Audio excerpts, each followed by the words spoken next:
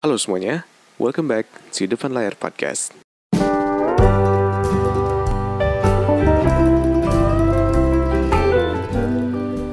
Halo semuanya, balik lagi di Depan Layar Podcast. Apa kabar kalian semua hari ini? Dan semoga kalian semua baik-baik aja. Semoga semua yang lagi kalian kerjain beres. Thank you buat kalian semua dengerin podcast gue hari ini, yang hari-hari kemarin juga. Thank you buat kalian semua. Dan kalau misalkan lo mau dengerin podcast yang lainnya, lo bisa dengerin di YouTube, Spotify, Anchor, dan Apple Podcast. Dan gue juga mau thank you buat kalian semua yang udah nge-DM gue, nge-email gue, nge-komen di YouTube gue, dan yang udah ngedonasiin lewat Saweria. Kalau misalkan lo mau donasi lewat Saweria, gue udah kasih linknya di YouTube deskripsi di bawah. Oke. Kalau misalkan lo lihat judulnya, ada 20 tahun. Apa yang udah gue pelajarin sebelum umur 20 tahun. Nah, gue pengen ngingetin kalau dulu mungkin ini bakal jadi sebuah podcast yang bakal panjang. Mengingat 2 tahun lalu, tahun 2019 juga, ketika gue bikin podcast juga si durasinya sampai 40 menit. Tapi gue suka bingung loh, kenapa dulu gue bisa bikin podcast sampai 40 menit, 50 menit loh. Itu aneh, sampai kalau misalkan lu lihat ada yang sampai sejam loh. Kalau misalkan lu lihat, itu aneh banget. Sampai gue tuh pernah juga bikin ngerekam podcast gitu ya. Ada yang sampai sejam, dan sebenarnya sejam itu tuh bukan semata-mata sejam beres gitu, tapi sebelumnya tuh gue nge-record juga sejam. Tapi karena banyak yang salah, temen gue bilang, ulang bikinnya. Terus gue iyain aja, ya udah akhirnya gue record ulang sejam. Jadi totalnya 2 jam, 1 jam buat pemanasan, sejamnya gue ulangin lagi semua kalimatnya. Itu aneh sih sumpah. Tapi oke, mungkin ini bakal jadi podcast yang paling panjang untuk beberapa minggu ke belakang gitu ya. But it's okay, karena di hari ini si topiknya juga ini benar-benar bakal dari pengalaman gue semua, daging semua. Gue yakinin kalau semua ini si podcastnya isinya daging semua. Dan ya gitu deh pokoknya. Jadi pertama gue masuk dulu ke kenapa gue pengen ngomongin tentang podcast ini. Pertama, bentar lagi mau masuk umur 21. Karena di tahun ini 2021 dan gue umur 20 sekarang, yang dimana gue lahir tahun 2000. Di tahun 2000 itu gampang banget ngitungnya. Pokoknya tahun 2021 ya 21 tahun, di tahun 2022 ya 2022 tahun gitu. Jadi gampang banget. Dan ketika gue masuk umur 21, itu artinya gue meninggalkan umur 20 tahun, 19, 18 ke belakang ya. Jadi gue udah bisa dibilang masuk ke dewasa awal lah istilahnya. Kenapa? Karena di umur 21 tahun kan lu udah bisa ngapain aja. Let's say lu udah bisa minum alkohol, lu udah bisa pergi ke tempat clubbing kayak atau kemana gitu kan. Udah bisa semua gitu kan. Nah, jadi gue tuh pengen nyeritain dulu apa sih pelajaran-pelajaran yang udah gue pelajarin selama beberapa tahun ke belakang. Kayak gue belajar tentang di umur 13 tahun, 14 tahun, 16 tahun, sampai umur 20 tahun kemarin. Nah, kenapa gue ngambil 13 tahun? Karena menurut gue itu remaja pertengahan gitu, yang dimana gue udah mulai belajar sesuatu. Ketimbang gue ngambil dari umur 5 tahun, 6 tahun kan gak asik gitu ya. Tapi dari 13 tahun tuh gue udah mulai banyak belajar hal. Nah, kenapa? Karena gue ngeliat di internet gitu ya, ada beberapa kayak pengelompokan sosial yang dia tuh bilang kalau misalkan di umur 20 itu remaja akhir gitu ya, dan 21 itu dewasa awal. Jadi gue pengen bikin si topik ini gitu. Nah, tadinya sih gue pengen bikin ini di umur 24, tapi kelamaan.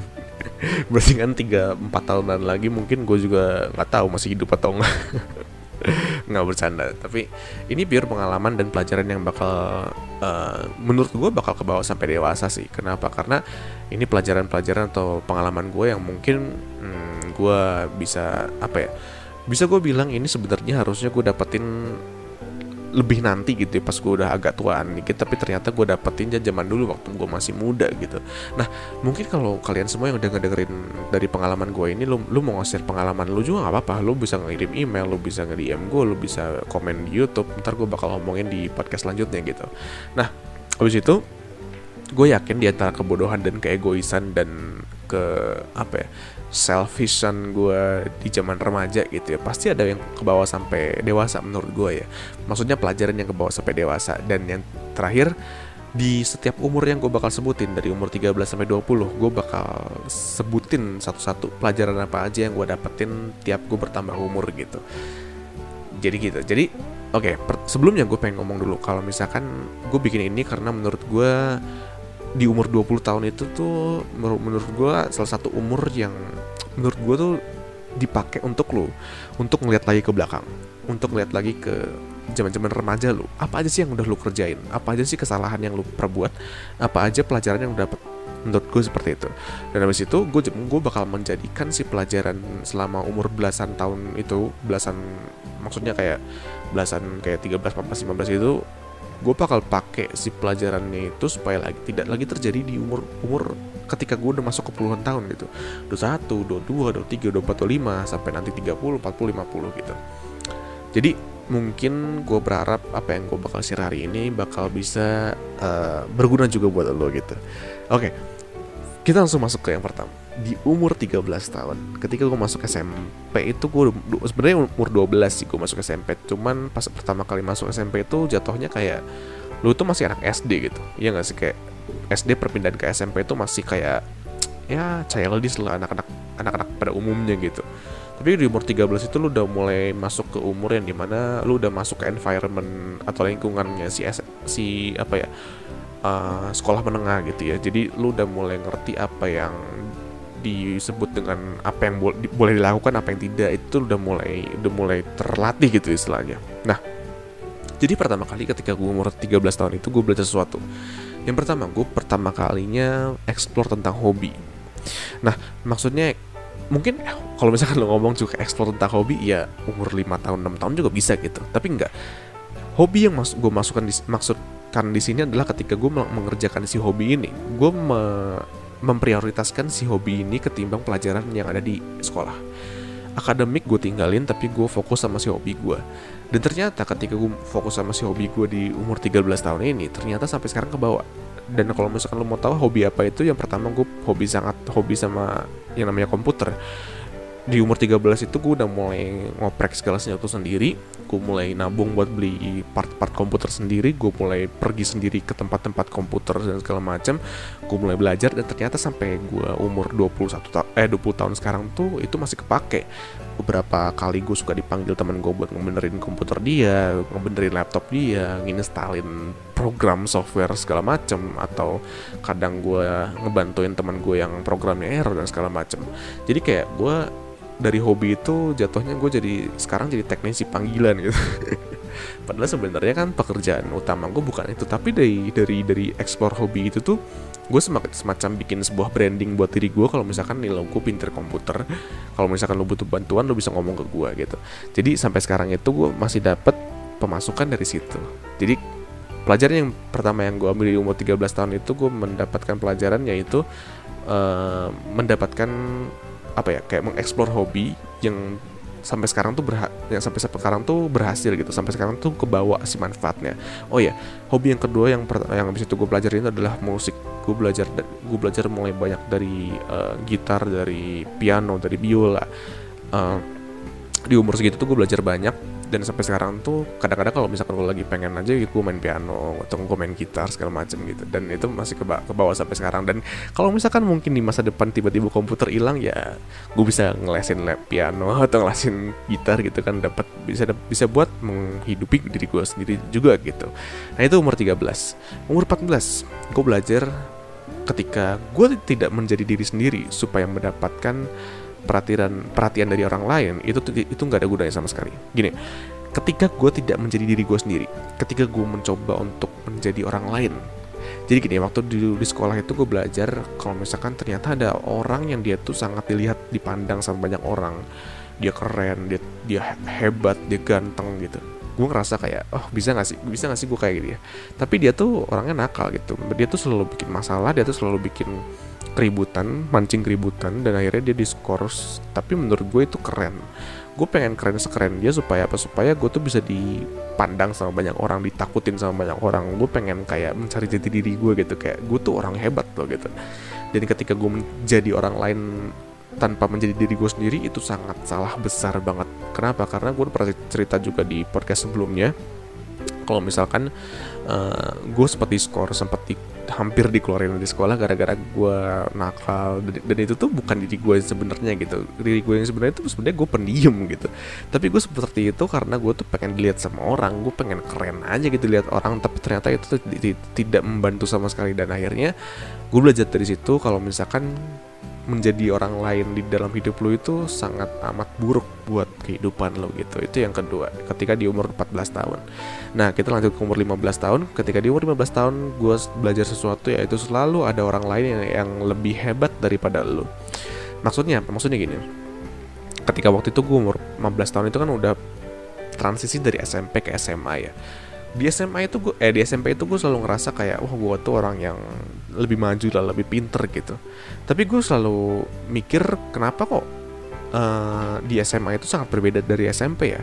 Dan ternyata ketika gue masuk SMA itu gue mulai mikir kalau misalkan ternyata ketika gue merasa hebat itu, di atas gue tuh masih ada orang lain gitu.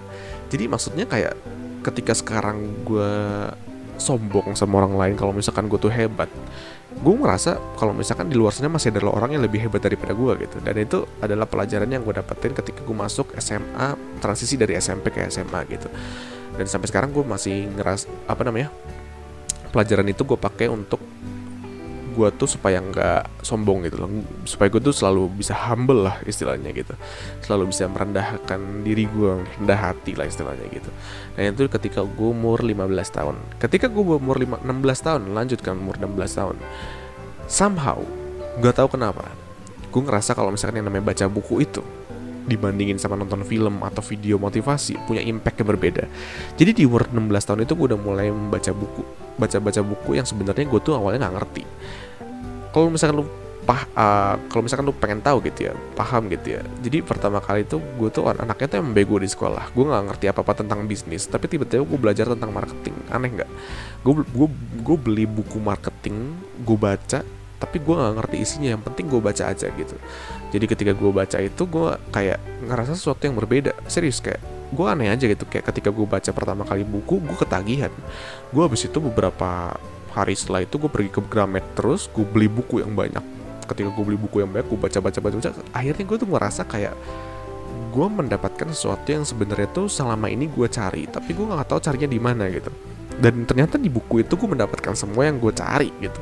Dan itulah sesuatu yang gue sebut somehow baca buku dibanding nonton film atau video motivasi itu punya impact yang berbeda.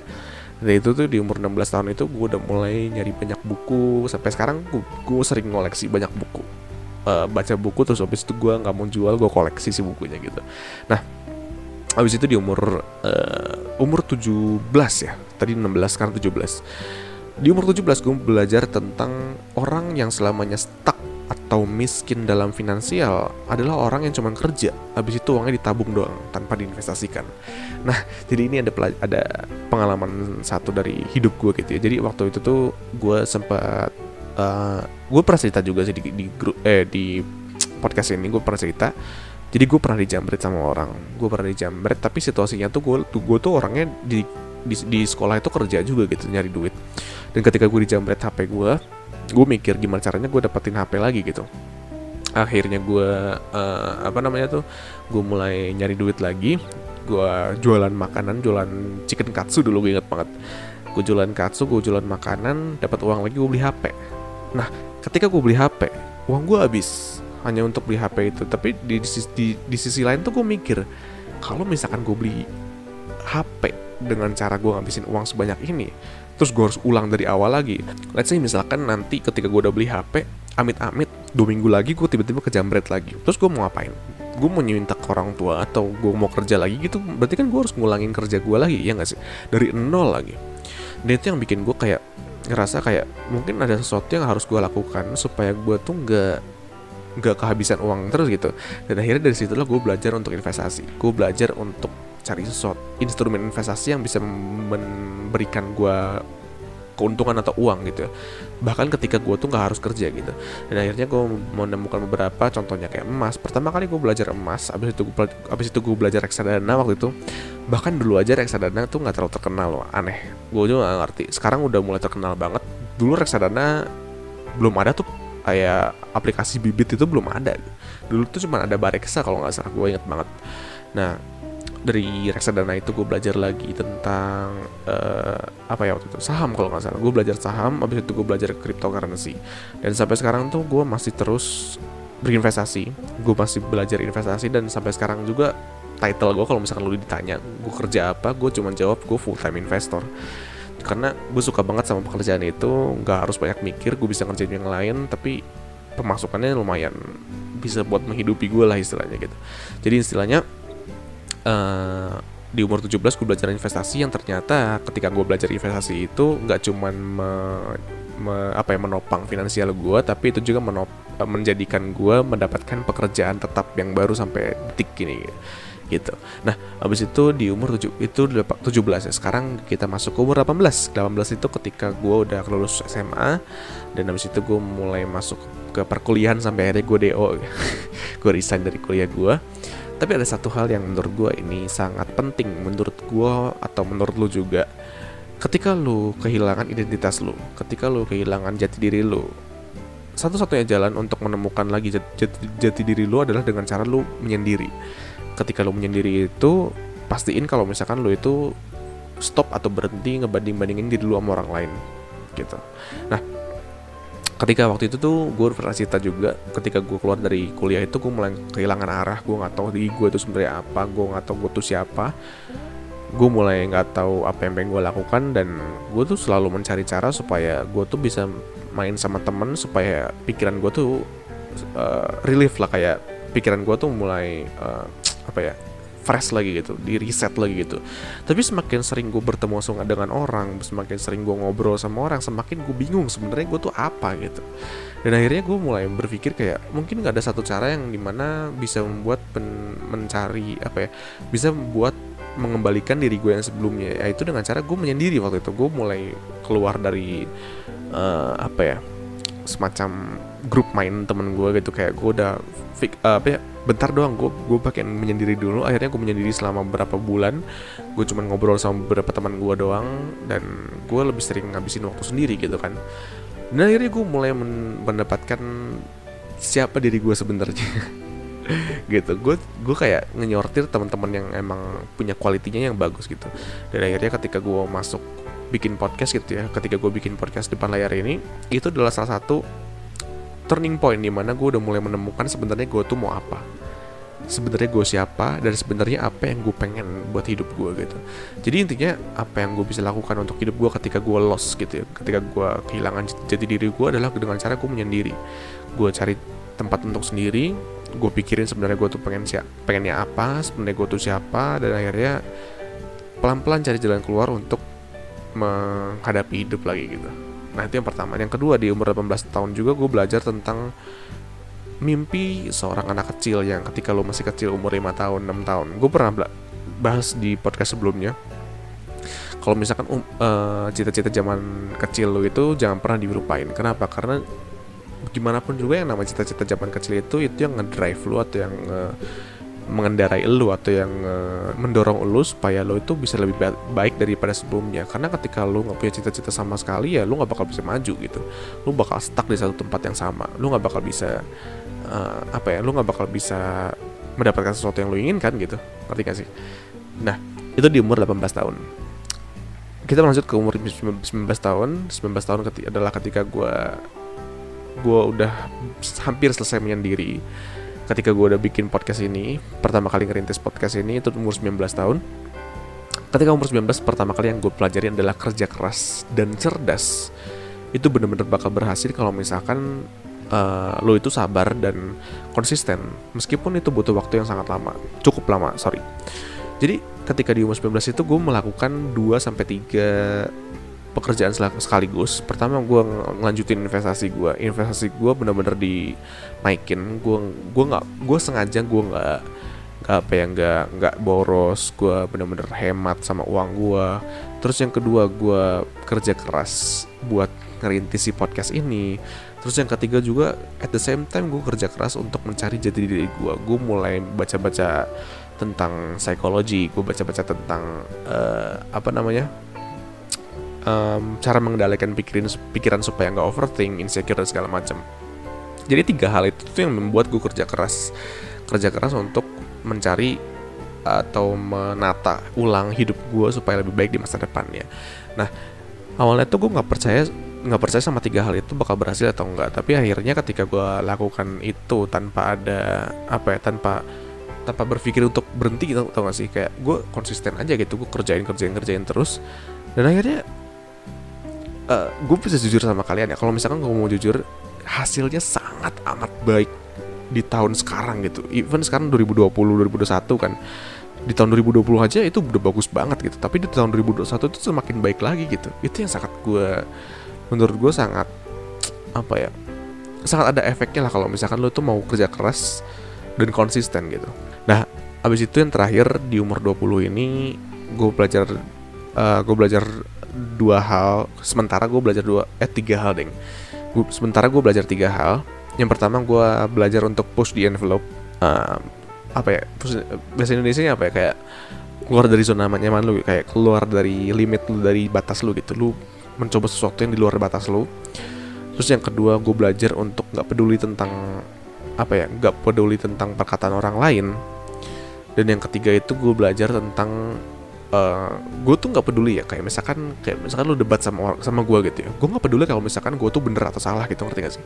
Yang gue butuhin itu adalah gue tuh ngerti tentang hal itu atau enggak gitu. Jadi gue tuh paling nggak suka yang namanya berdebat terus kayak gue bener nih, gue paling bener. Enggak, gue nggak suka. Gue sekarang udah mulai belajar kalau misalnya kita berdebat, gue tuh pengen mengerti tentang si topiknya, gue pengen mengerti tentang ujung-ujungnya tuh si intinya tuh apa gitu. Gue pengen tahu itunya doang. Gue nggak peduli lu bener atau gue salah, gue nggak peduli sama sekali gitu. Oh ya, sama yang terakhir gue belajar tentang keep motivating. Dalam arti kayak bukan motivasi diri sendiri ya, tapi kayak gue tuh memotivasi kayak semacam gue tuh menemukan hal yang baru tiap harinya gitu, ngerti gak sih? Kayak supaya gue tuh nggak bosen gitu. Jadi kayak misalkan di podcast ini atau di konten-konten gue yang lainnya, gue selalu mencari cara supaya gue menciptakan sesuatu yang baru, supaya gue tuh nggak bosen sama pekerjaan yang gue kerjain gitu. Dan mungkin ini masih bakal gue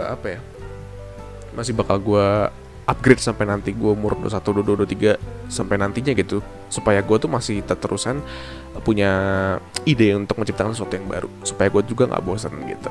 Nah, itu dari beberapa pelajaran yang gue ceritain ke lo, itu pelajaran yang gue dapat dari setiap umur gue gitu. Nah, kita langsung aja masuk penutup. Kenapa? Karena itu gue takut kepanjangan filenya, kegedean, gue males upload lama-lama gitu ya. Jadi yang pertama nih ya, setiap umur itu bakal ngasih lu pelajaran terus. Let's say sekarang lu umur 23, di umur 24 itu bakal ngasih sesuatu pelajaran yang baru.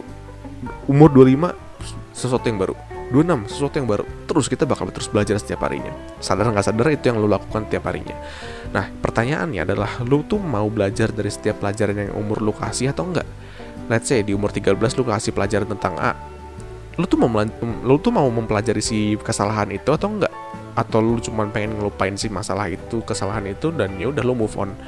Padahal kan lebih baik kalau misalkan lu pelajari dari kesalahan itu supaya di masa depan kesalahan itu nggak diulangin lagi gitu. Nah, habis itu kalau setiap umur lu dapat pelajaran baru, kalau misalkan setiap lu bertambah umur lu mendapatkan pelajaran yang baru, gue bakal memberikan lu selamat, congratulations. Kenapa? Artinya lu nggak stuck, artinya lu nggak berhenti di satu tempat, artinya lu berkembang, artinya lu belajar gitu. Dan yang terakhir, kita akan terus belajar sampai H-1 sebelum lu meninggal. Menurut gue sih seperti, kecuali pas H-1 lu lagi koma gitu ya. Nah, itu beda cerita. Tapi kalau misalkan H-1-nya lu masih sehat-sehat aja, menurut gue lu masih bakal tetap belajar gitu. Nah, gitu aja untuk podcast gue hari ini. Semoga dari podcast gue hari ini lu mendapatkan banyak insight yang baru atau pengalaman yang baru dari gue. Kalau misalkan lu mau share pengalaman lu, apa aja yang lu pelajarin dari beberapa umur lu ke belakang gitu ya, lu boleh share di komen atau di DM atau di IG. Gue pengen nge-share jawaban lu ke Instagram gue sih, karena menurut gue audiens gue di Instagram lumayan asik gitu untuk diajak diskusi tentang hal ini gitu.